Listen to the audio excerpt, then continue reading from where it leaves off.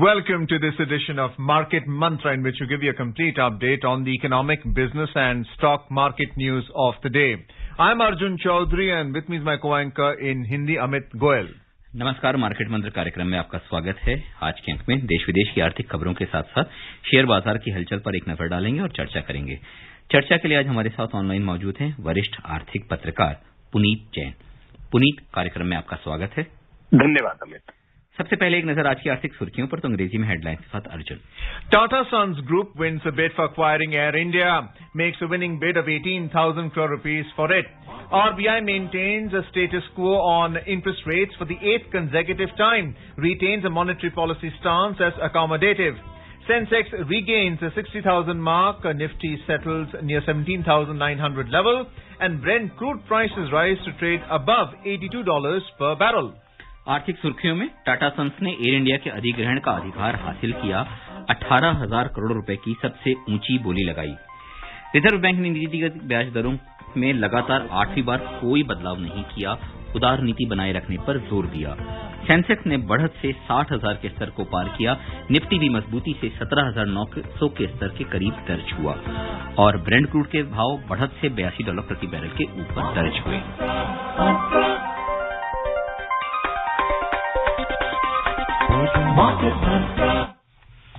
Tata sons समूह ने air India के अधिग्रहण की बोली जीत ली है। टाटा सन्स ने एयर इंडिया के लिए 18,000 करोड़ रुपए की बोली लगाई थी। निवेश और लोक परिसंपत्ति प्रबंधन विभाग दीपम सचिव तुहिन कांडा पांडे ने आज नई दिल्ली में संवाददाता सम्मेलन में बताया कि इस बोली के तहत 15,300 करोड़ रुपए कर्ज चुकाने के रूप में और 2,700 करोड़ रुपए नकद प्रदान किए जाएंगे। उन्होंने यह भी बताया कि इस बोली के तहत एयर इंडिया और उसकी सहयोगी इकाई एयर इंडिया एक्सप्रेस की 100% हिस्सेदारी के अलावा एयर इंडिया की ग्राउंड हैंडलिंग सेवाएं देने वाली company air India sets airport services private limited में 50% हिस्सेदारी भी मिलेगी। श्री पांडे ने बताया कि गृह मंत्री अमित शाह, वित्त मंत्री निर्मला सीतारमण, वाणिज्य मंत्री पीयूष गोयल और नागरिक उड्डयन मंत्री ज्योतिरादित्य सिंधिया की अंतर मंत्रीय समूह की 4 अक्टूबर को ही बैठक में इस सौदे को मंजूरी दी गई। दीपम सचिव ने यह भी जानकारी दी कि केंद्रीय वित्त मंत्री ने अपने बजट भाषण में एयर इंडिया के विनिवेश को वित्त वर्ष 2022 तक पूरा करने का लक्ष्य रखा था। उन्होंने कहा कि इस बारे में सभी प्रक्रियाओं का पूरी पारदर्शिता के साथ पालन किया गया है। नागरिक उड्डयन सचिव राजीव बंसल ने एयर इंडिया के कर्मचारियों के बारे में बताया कि टाटा सन्स 1 वर्ष तक सभी कर्मचारियों को यथावत बनाए रखेगा, जबकि दूसरे वर्ष में स्वैच्छिक सेवानिवृत्ति जैसी योजनाओं का विकल्प दे सकता है। एयर इंडिया का राष्ट्रीयकरण होने से पहले इसका परिचालन टाटा समूह के पास ही था। 1932 में प्रसिद्ध उद्योगपति जहांगीर रतनजी दादाभाई टाटा ने एयर इंडिया की स्थापना की थी। 1938 में एयर इंडिया ने यात्री सेवाओं का विस्तार करके अंतर्राष्ट्रीय परिचालन शुरू किया। 1953 में सरकार ने टाटा सन्स से एयर इंडिया का अधिग्रहण किया था और बाद में लगातार बढ़ते घाटे के कारण सरकार ने इसके विनिवेश की योजना बनाई। पुनीत, शायद विनिवेश के क्षेत्र में सरकार ने जो लक्ष्य रखा था, भारी भरकम लक्ष्य था, इसको एक काफी बड़ा और महत्वपूर्ण कदम कहा जा सकता है। किस तरह से आंकते हैं सरकार के इस कदम को जो ये सौदे को मंजूरी दी गई? अमित, देखिए, एयर इंडिया का प्राइवेटाइजेशन एक बहुत बड़ा, मैं कहूंगा, एक माइलस्टोन है भारत की प्राइवेटाइजेशन ड्राइव में। कई लेवल्स पर यदि कंपनी के स्तर पर देखें तो मैं ये कहूंगा कि भारत सरकार को न सिर्फ ये जो 18,000 करोड़ की बोली जो लगाई है, एक तो ये एक आंकड़ा है, दूसरा आंकड़ा ये है करीब 7,000 करोड़ रुपए सालाना नुकसान होता था भारत सरकार को, जिसकी भरपाई सरकार को करनी पड़ती थी। तो सरकार के ऊपर एक ये बोझ जो 7,000 करोड़ साल का है वो खत्म होगा, तो गवर्नमेंट के फाइनेंसेस बेटर होंगे। और ये बहुत एक कॉम्प्लिकेटेड प्रोसेस था, ये आसान नहीं था, क्योंकि इसके अंदर कई सारे मुद्दे जुड़े हुए थे। कई वर्षों से ये मुहिम चल रही थी। तो सरकार ने वो सारे जो मुश्किल कदम थे वो पूरे करे और उसको डिसइन्वेस्ट किया। ये एक बहुत बड़ी बात है। सरकार की एक बहुत ही मजबूत इरादों को ये दर्शाता है। दूसरा मैं ये कहूंगा कि फॉर प्राइवेटाइजेशन इटसेल्फ, जो एक प्राइवेटाइजेशन गवर्नमेंट का एक एजेंडा है, वो 20 वर्ष के बाद एक पहली बार हम दोबारा से देख रहे हैं। पिछली बार जो प्राइवेटाइजेशन हुआ था वो अटल बिहारी वाजपेयी की सरकार में हुआ था कुछ कंपनियों का, और उसके बाद करीब करीब 20 वर्ष के बाद ये प्राइवेटाइजेशन अब एक और प्राइवेट कंपनी का हुआ है, और मुझे लगता है कि पब्लिक कंपनी का हुआ है। और अब यहाँ से सरकार की जो प्राइवेटाइजेशन की जो एजेंडा है वो मेरे ख्याल से काफी मजबूत आगे चलेगा, तो इसलिए भी ये काफी बड़ा कदम है। और करीब एयर इंडिया पूरे एविएशन सेक्टर के लिए एक बहुत बड़ी, क्योंकि एक कंपनी भी है, इसका बहुत असर है भारत के एविएशन सेक्टर के ऊपर। कई सबसे बड़ी कंपनी एक प्रकार से स्लॉट्स के इसमें कह सकते हैं आप, हजारों स्लॉट्स हैं एयर इंडिया के पास अंतर्राष्ट्रीय रूट्स के लिए, डोमेस्टिक रूट्स के लिए। तो मुझे लगता है कि एक बहुत बड़ा कदम है। इसको सिर्फ पैसों के उसमें आंकना शायद ठीक नहीं होगा। मुझे लगता है कि पूरा इम्पैक्ट है इकोनॉमी के ऊपर, एक डायरेक्शन के ऊपर गवर्नमेंट पॉलिसी की, उसके हमको नजर से देखना होगा। और I think it is very it's a great and important step which has been taken. Puneet, आपने दो चीजों को कहा कि खासतौर पे जो सरकार की जो एक नीतिगत योजना थी उसकी तरफ शायद एक काफी बड़ा और मजबूत कदम, कम से कम शुरुआत तो हुई, क्योंकि बहुत दिन से हम इस चीज की बात कर रहे थे। अब मैं दूसरे मुद्दे पे ये भी आता हूं कि सरकार को ठीक है माना कि 18,000 करोड़ रुपए मिले, लेकिन कहीं ना कहीं 7,000 करोड़ रुपए का जो एक निरंतर घाटा था सरकार ने उस पे भी लगाम लगा ली, वो खर्चा भी बचाया है। तो कहीं ना कहीं सरकार के लिए ये जो 7,000 करोड़ रुपए हर साल एक देनदारी बनती थी, उस पे भी वो भी बचत होगी ही होगी निश्चित तौर पे। और 7,000 करोड़ रुपए आज की स्थिति में बचा पाना सरकार के लिए भी शायद बहुत अच्छा और महत्वपूर्ण कदम होगा। जिस तरह से हमने ये भी माना कि इसमें सरकार ने बहुत सारी चीजों का समावेश किया है जिससे कि किसी भी तौर पर इसका विरोध या इसमें नुक्ताचीनी करने के मौके कम से कम रहें, क्योंकि एक साल तक सारे कर्मचारियों को रिटेन रखा जाएगा, यथावत बनाए रखा जाएगा, उसके बाद ही उनके पास दूसरे विकल्प मुहैया कराए जाएंगे। क्या ये एक नजीर बन सकता है दूसरे विनिवेश करने के लिए, दूसरी कंपनियों को सरकार विनिवेश करना चाहती है? बिल्कुल अमित, देखिए हम ये बात ध्यान में रखें कि एयर इंडिया को डिसइन्वेस्ट करने में करीब करीब 6 से 7 वर्ष सरकार को लगे हैं, क्योंकि जैसे आपने कहा कि इसमें समावेश किया है बहुत सारी चीजों का, और वो सब एक ट्रेंड सेटर होंगे दूसरी प्राइवेटाइजेशन के लिए, चाहे वो एम्प्लॉयज की बात करें, चाहे वो हम कंपटीशन की बात करें, डेट रिस्ट्रक्चरिंग की बात करें। इसमें कई सारे डिफिकल्ट डिसीजन थे, ये बहुत आसान नहीं था डिसइन्वेस्टमेंट करना, और कई मुश्किल इसमें फैसले करने पड़े रहे होंगे सरकार को।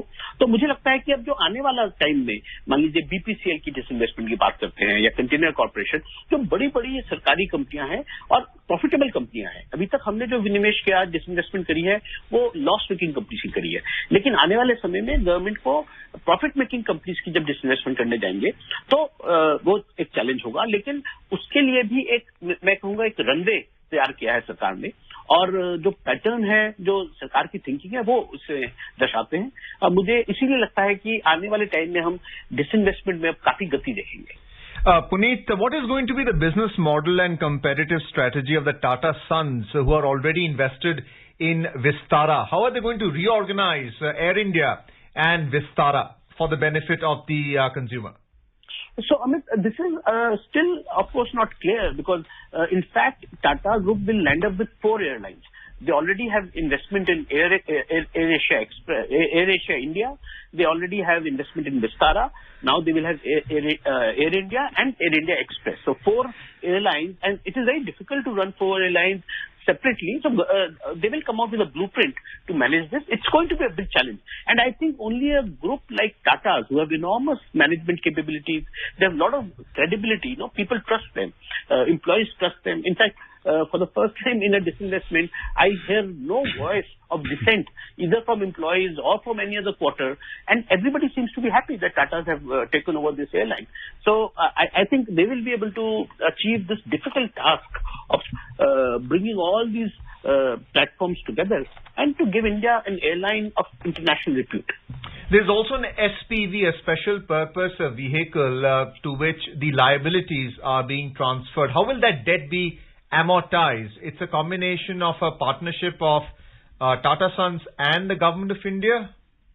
So, a lot of assets, in fact, the so-called non-core assets of Air India. So, there was a lot of land and other assets of Air India, which are not part of the operational requirement of Air India, and those assets have been transferred to this company, and eventually they will be liquidated over a period of time, and assets will be, and the liabilities will be paid off. And whatever is then the residual liability will be assumed by the government to some extent. So it is in a way they are cutting the losses. No, they are trying to reduce it gradually. It could not have been done in one go. It's a very complicated multi-state, multinational operation. It could not have been done at one go. So I think it's a good model. They've taken out all the non-core assets and put them along with sustainable liabilities in one part, and they've all the operational liabilities and the operational part has been put in Air India, which has been disinvested. Puneet, you have the Air India SATS Airport Services Private Limited, a 50% stake in this ground handling company. How do you see that leveraging the entire reorganization of the passenger traffic by Tata Sons when it takes over Air India? It's taken over Air India. Will they also enter into cargo freight? So, Arjun, in fact, there are many parts of this business which are still profitable. In fact, when we talked about overall losses, there's a stem for certain operations. But there are parts of the business which are profitable, and I'm sure Tata's will have a game plan of how to leverage on that. So, and ground handling unit is one of those. Though I'm not an expert on aviation, but I can see that Tata's has substantial experience in running airlines. So AirAsia Express or Vistara, they have been running these companies. So they are not new to this game. They know this very well. They ran this airline 70 years back. They are running other airlines, and they have very strong partners. We must remember, in Vistara we have Singapore Airlines. So they have substantial experience and substantial management experience also. So I'm quite confident that Tata's will be able to bring it to its own glory in a sense.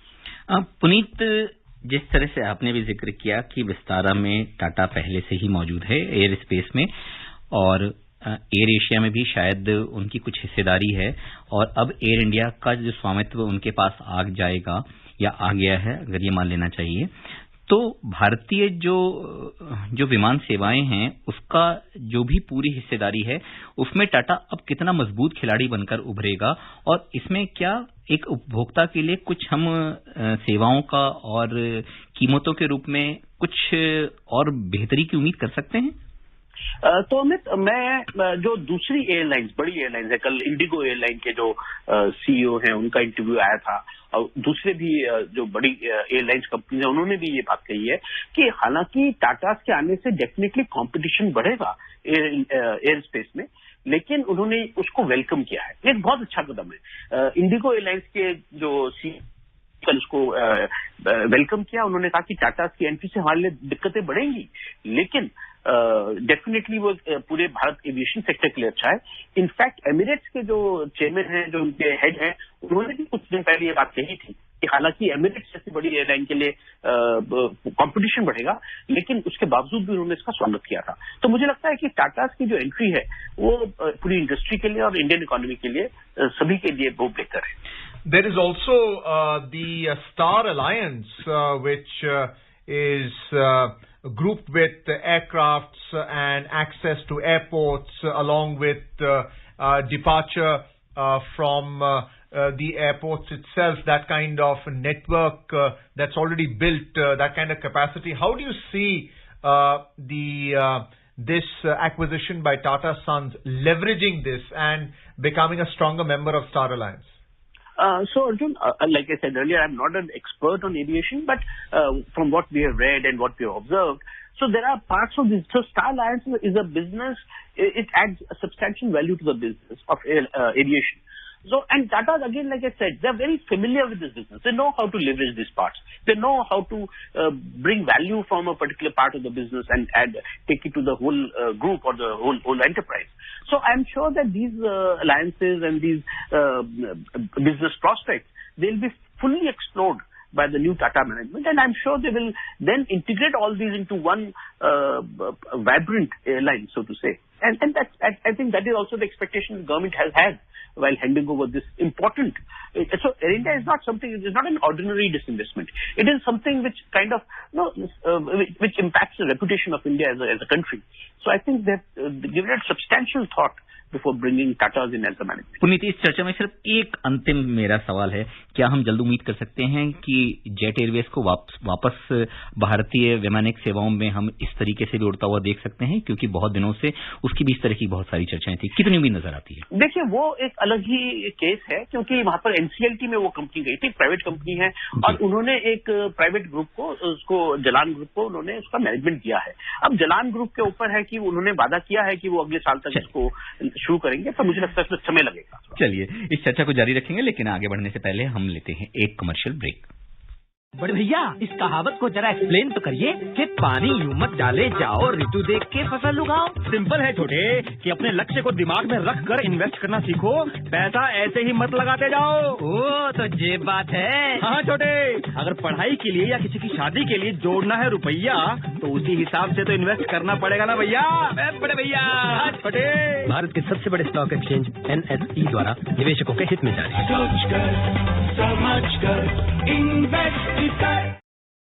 Welcome back to Market Mantra. Let's have a look at our second headline story from the RBI. The Monetary Policy Committee of the Reserve Bank of India has maintained a status quo on interest rates for the 8th consecutive time and retained the monetary stance as accommodative. While announcing the monetary policy in Mumbai today, RBI Governor Shaktikanta Das said it has been unanimously decided to keep the lending rates unchanged. Repo rate remains unchanged at 4%, while reverse repo rate is maintained at 3.35%. Repo rate is a rate at which the central bank lends short-term money to banks. Mr. Das said the policy stance will stay accommodative as long as necessary to revive and sustain growth and mitigate the impact of COVID-19 pandemic while ensuring inflation remains within the target.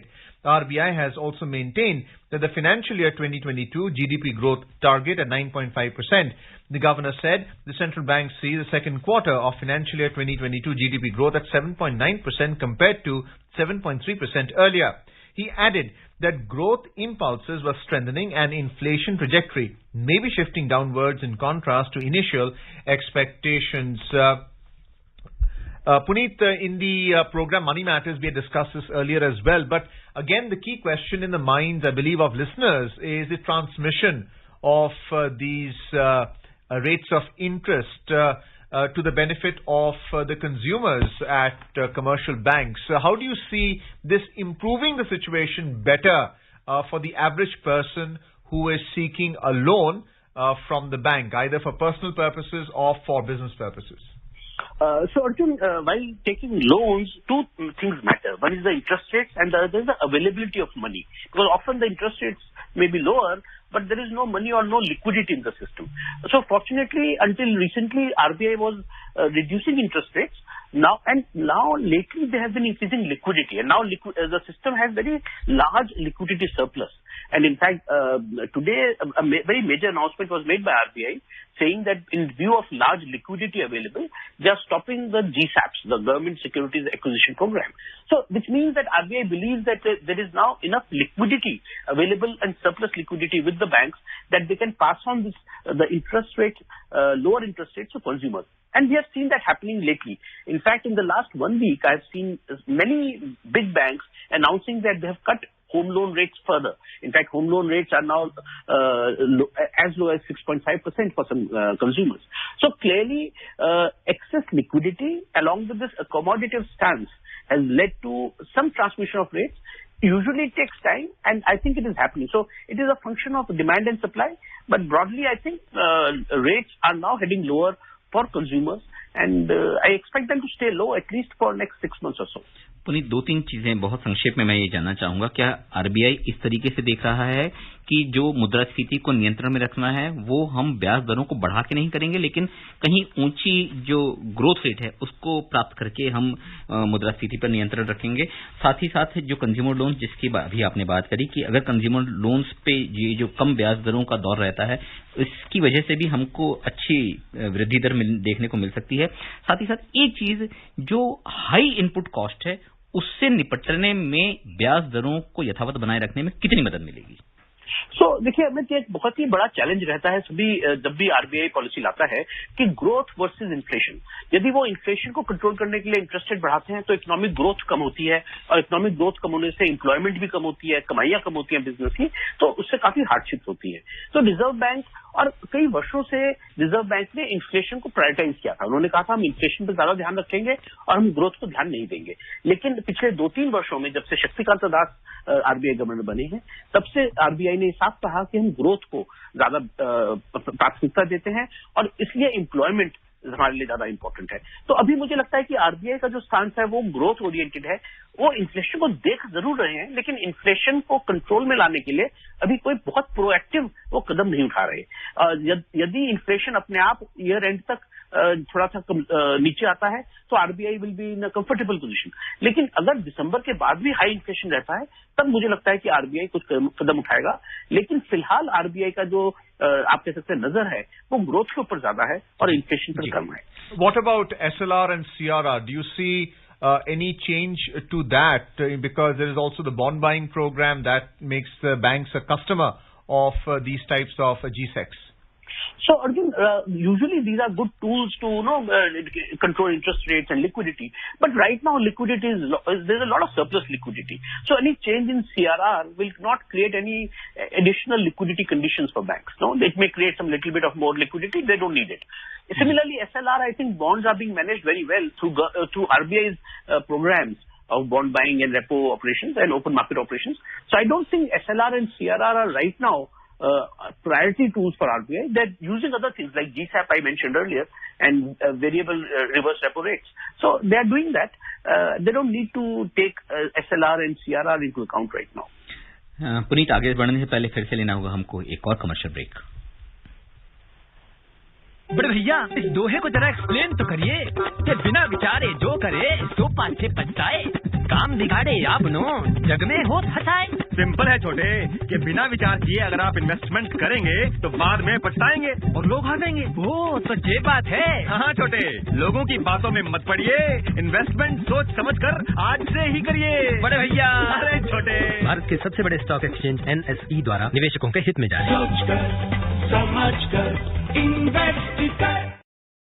कार्यक्रम में एक बार फिर आपका स्वागत है। नजर डालते हैं शेयर बाजार पर। घरेलू शेयर बाजार में आज बढ़त का दौर रहा। सेंसेक्स और निफ्टी दोनों में लगभग 0.5% की बढ़त दर्ज हुई।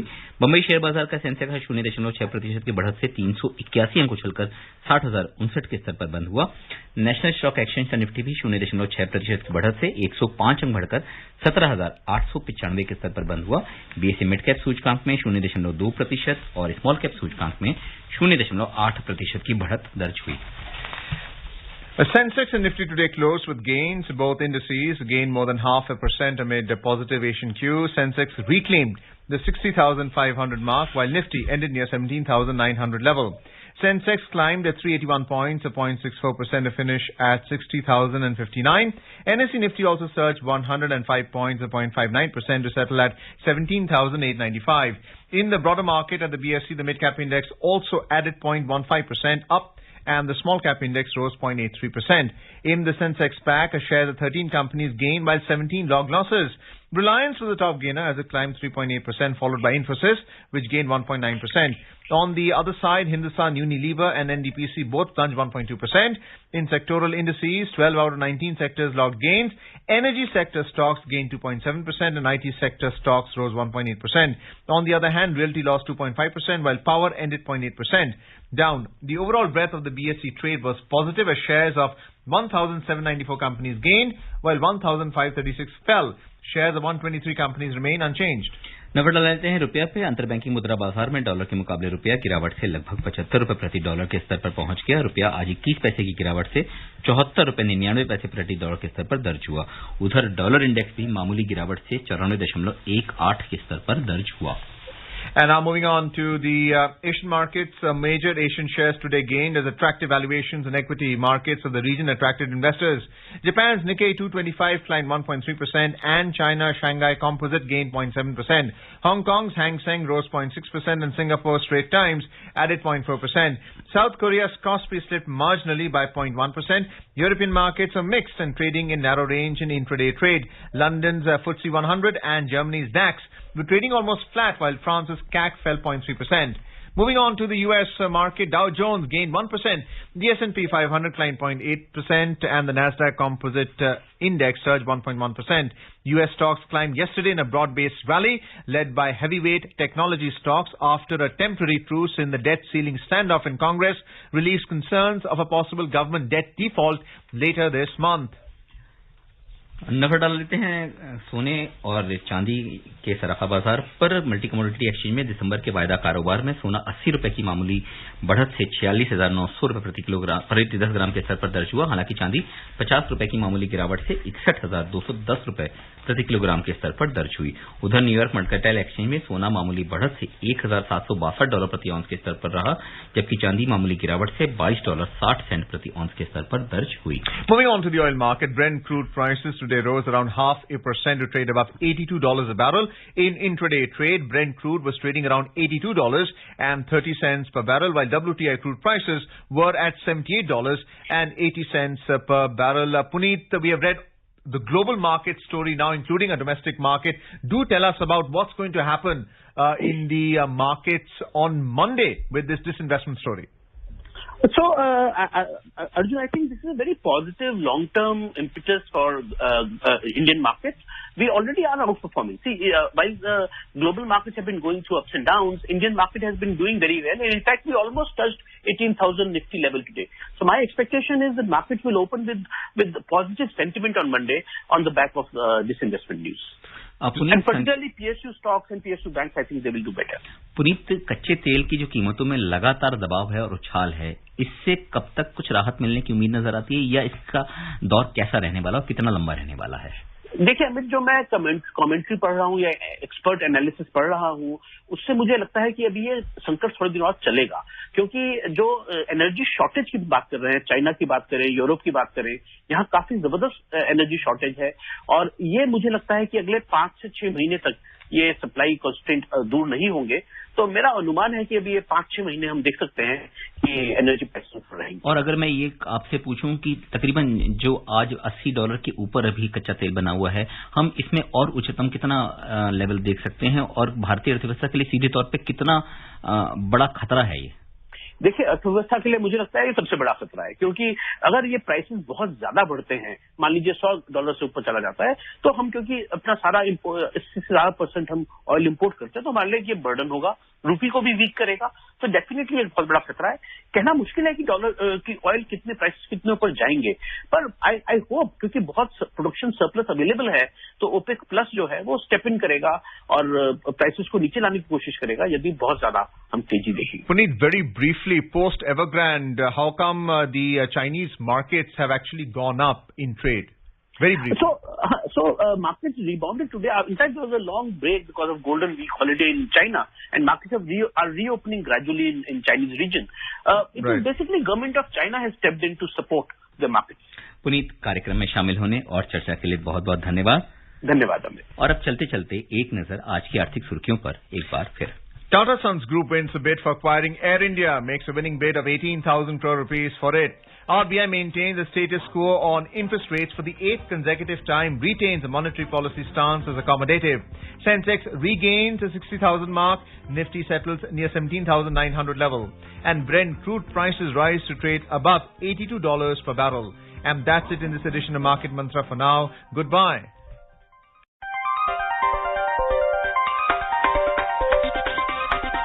Market Mantra.